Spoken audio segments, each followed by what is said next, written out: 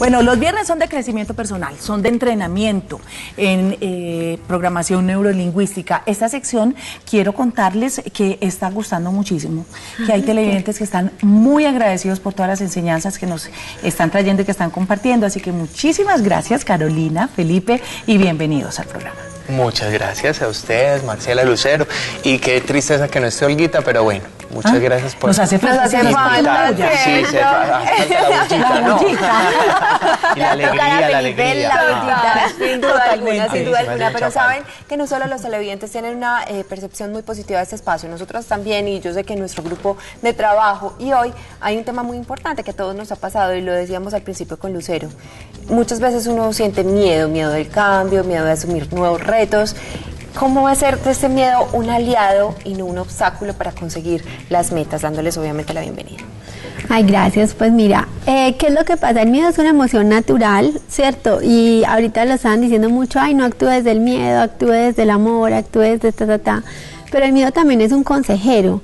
O sea, nos invita a ver, ¿estás seguro de lo que estás haciendo? ¿Estás contento con lo que estás haciendo?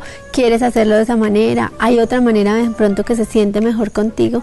Entonces, el miedo para mí nos invita como a revisarnos, a cuestionarnos, a decir, listo, ¿qué quiero yo hacer ahora con eso que estoy sintiendo? ¿Sigo por el camino que me está trazando o tomo otro tipo de decisiones?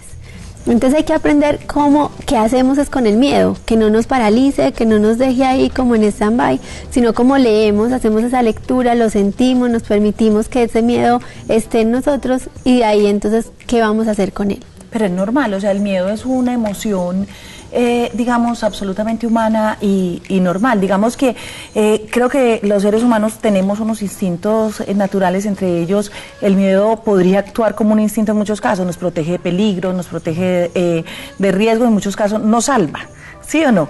En otros casos el miedo se convierte en una barrera que no nos permite avanzar, que no nos permite cumplir en nuestras metas o identificar las oportunidades.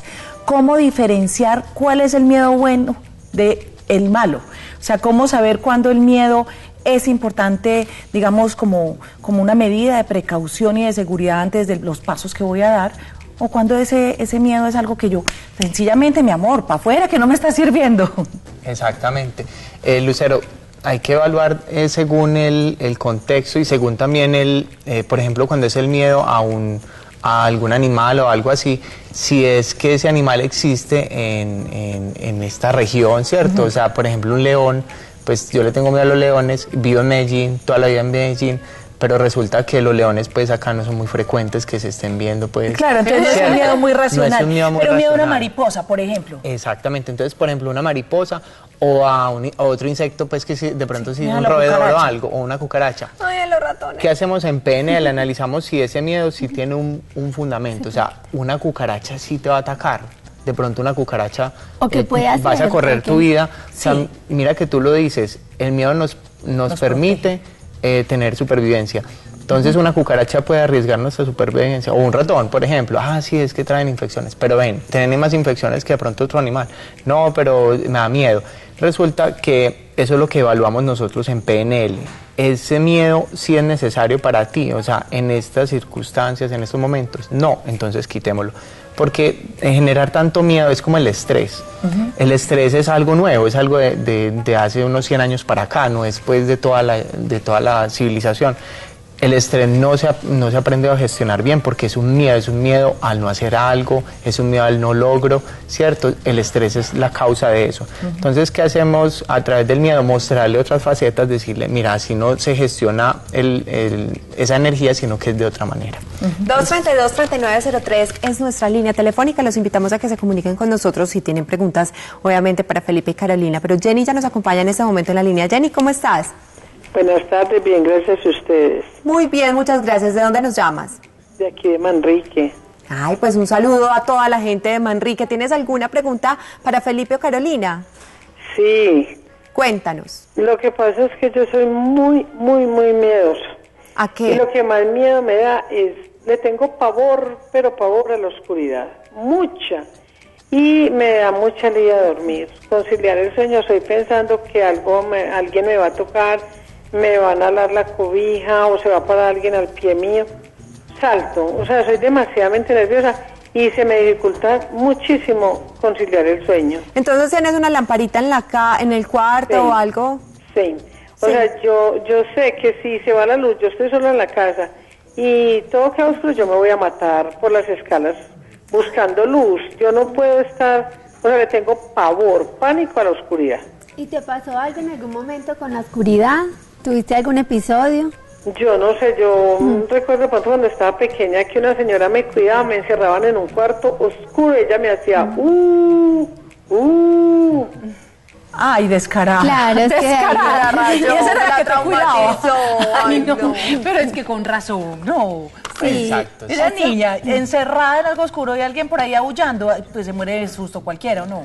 Claro, además sin poder ver qué es lo que está pasando. Mira, muchos miedos vienen de ahí, de anclajes que tenemos del pasado, de situaciones que nos pasaron. Entonces nosotros, lo que hace nuestro cerebro para no sentirse estresado porque piensa que le va a pasar algo, es generar ese miedo, ¿cierto? Porque como decía ahorita Felipe, hay miedos irracionales. Y en este momento podríamos decir es un miedo irracional, pero el cerebro no lo entiende así. El cerebro dice, tengo físico pánico, no sé qué, puede que estés encerrada y que no hay nadie acá, pero igual me da miedo. A ti te invitamos a que vengas a una consulta con nosotros porque eso lo podemos reprogramar, ¿sí? Y es ir a ese momento, nosotros te hacemos un ejercicio con tu mente inconsciente y borramos ese recuerdo para que no te vuelva a dar esos miedos que tienes. Aun cuando sea de tanto tiempo, es que a mí no me estresa para utilizar bien el lenguaje, sino que me genera la alerta de criar bien a Emma en ese sentido, cómo no generarle miedos, cómo no generarle temores que más adelante en su vida adulta le vayan a repercutir de esta forma negativa. Es que uno se equivoca muy fácil, pues, y con los niños de pronto les pone miedos sin darse cuenta. Sí, lo más importante es empezar a criar desde la seguridad, desde el amor, en lugar de generar miedo. Porque en estos días alguien nos decía, es que yo le digo al niño que sí, que no juegue con candela, que se orina de noche. Y era pues como infundiendo miedo. A ti es que lo dijo Jader, que es tu primo. Entonces, y él también decía, yo también me orinaba, entonces yo lo comprobé. Pero no es real, ¿cierto? Creencia. No hay ninguna, es una creencia. Pero si a los niños les empezamos a decir, vea, por ejemplo, yo oigo en la calle que le dicen al niño, pórtese bien, que si no ese señor viene y se va por usted, ¿cierto? O ese señor se lo va a llevar. El loco. O lo va a llevar donde ese policía y él se lo va a llevar. Pues eso infunde miedo en el niño porque todo el tiempo está y de pronto me lleva a alguien o no me puedo portar mal. Hay formas de decirlo de una manera más amorosa y más segura, ¿cierto? Diciéndole, mira, yo quiero que te portes bien porque esto es mejor para ti, o quiero que te sientes acá para que estemos tranquilos, para que estemos seguros. Entonces ya no es desde el miedo, sino desde la seguridad. Es desde ahí donde hay que empezar a educar. Bueno, entonces a la televidente que no se preocupe, porque ese miedo que ella siente puede eliminarlo. Y puede eliminarlo de una manera más fácil de lo que piensa, porque esta programación neurolingüística es una solución rápida y efectiva. O sea, podemos decir que está comprobado, es una solución muy rápida y muy efectiva. No es algo de choque, que tampoco se preocupe que al regresarla a esos momentos o a esa sensación, ella no va a sentir ese miedo. No. Es una terapia muy amorosa la que realizan ellos, entonces más adelante les vamos a dar el número de contacto para que se relacione directamente con ustedes. Quisiera hablar un poquito del miedo a hablar en público. Obviamente no poseemos ese miedo en este momento, pero yo sí me acuerdo, a mí me daba pavor. A mí también. Me daba pavor. Y tuve compañeras que lloraban si les tocaba y eran brillantes en muchas materias y en muchos aspectos, pero cuando les tocaba hacer una exposición lloraban, les temblaba la voz. A mí se me olvidaba todo. Sí, hay personas que han perdido negocios, han perdido oportunidades grandísimas por el miedo a hablar en público. Eso también se puede vencer. Así es. Hablamos un poquito de eso en público. Nosotros en público, inclusive yo lo comparto porque yo era súper nervioso al tema de hablar en público, y esta mañana hablaba con Carolina de los universitarios. Yo tengo mucho consultante universitario acerca de ese tema de exponer, de hablar en público, explicar, y pues los profes a veces se quedan muy corticos porque les da mucho miedo, entonces se les borra el cassette de lo que van a hablar. Y es un miedo muy similar al de la oscuridad que tenía la persona que llamó, porque es un miedo que no tiene un fundamento claro, ¿cierto? Es acerca de algo que está ocurriendo que no tiene pues por qué suceder, ¿cierto? ¿qué es lo que siente una persona? Va a ver de pronto como que lo están atacando el público, como que lo están criticando, ¿cierto? Entonces se generan unas anclas, vamos a enseñarle a las personas, eso es un taller que estamos montando.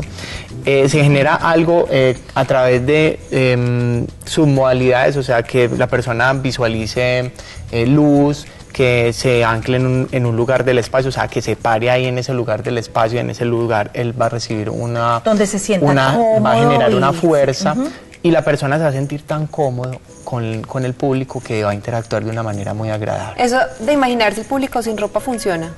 Eso, por ejemplo, es una submodalidad. Eso es una submodalidad, es quitarle el poder a la gente o verlos como niños. Eso es una manera de que nuestra mente empodera al público. A mi mamá me enseñaba, haga de cuenta que son un bulto de papas. O mi papá me decía, haz de cuenta que todos están en el inodoro. Y da risa, genera... Está con los pantalones sentados en el inodoro y les vas a perder el miedo. Pues no sé. Luz está con nosotros en la línea. ¿Aló? Ay, perdón, Margarita. Hola, Margarita. Buenas tardes, ¿cómo están? ¿Qué más? Bienvenida. Ay, gracias. Me encanta el programa. Muchas gracias. Ya les hago una preguntita a ellos. Claro que sí, adelante. O sea, mi papá me quiso mucho, pero él me hizo dar miedo. O sea, yo paso por una quebrada o por un puente y a mí me da pánico. Yo incluso no soy capaz de pasarme de un puente. Prefiero pasar por la calle que no por el puente. ¿Y qué te decía tu papá? Mi papá por charlas me decía, la voy a tirar. Yo sé que ellos no serán capaces, pero yo le cogí miedo a eso. Y yo no soy capaz de pasar por un puente ni por una, o sea, por una canalización. A mí me da, yo no sé yo qué siento. Ay, Margarita, que estás poniendo en peligro tu vida. Porque hay que usar los puentes peatonales, pero hablemos con Felipe y Carolina. Entonces, ¿qué le podemos decir a Margarita?